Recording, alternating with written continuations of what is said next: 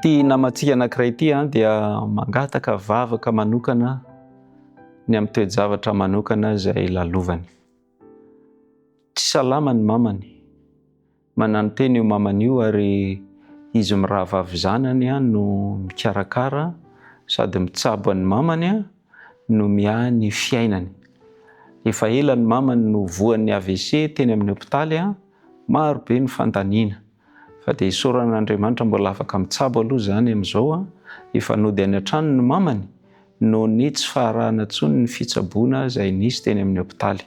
Fa ankoatra ny fitsaboana, ny sakafo, ny hofa-trano dia mahatsiaro efa tena tsisy ninina intsony izy mirahavavy reto manoloana an'izany toe-javatra izany. Misy olona efa nanampy fa dia mbola tena ao anatin'ny filàny izy izao ary na ny sakafo hohanina aza efa tena manahirana.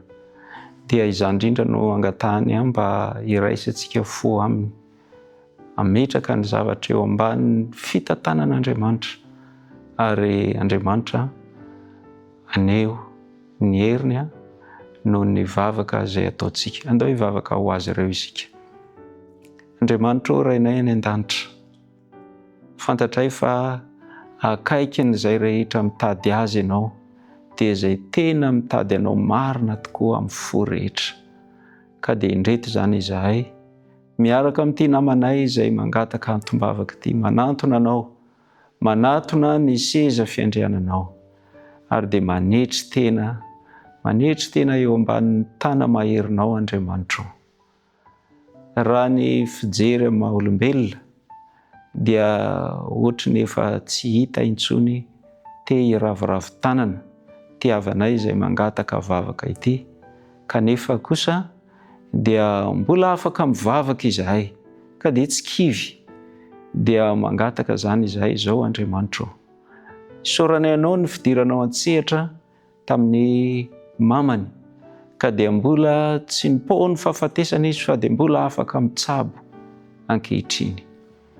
Isaoranay anao ihany koa noho izay efa nataonao noho ny amin'ireo olona izay efa nanampy kanefa dia mbola be dia be ny zavatra ilaina raha manoloana ny fiaikana eo amin'ny fitsaboana, eo amin'ny fiainana izy telo mianaka.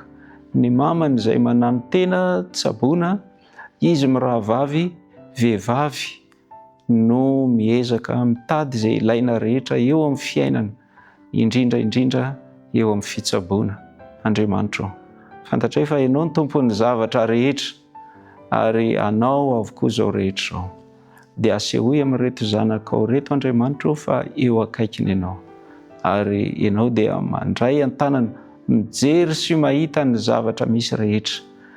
Asehoy azy ireo Andriamanitra fa ny voatoritory sy mangorakoraka dia tsy mba ataonao tsinitsinina. Ka dia matoky izahay fa miaino any an-danitra ianao, matoky izahay fa efa manana ny fandaminanao manokana ianao amin'izao fotoana hivavahana izao indrindra ny amin'ny fiainan'ity zanakao izay mangataka vavaka ity ho an'ny tsy fahasalaman'ny reniny sy ny fiainan'izy telo mianaka. Ny vavaka dia tononona sy angatahnay amin'ny anaran'i Kristy. Amen.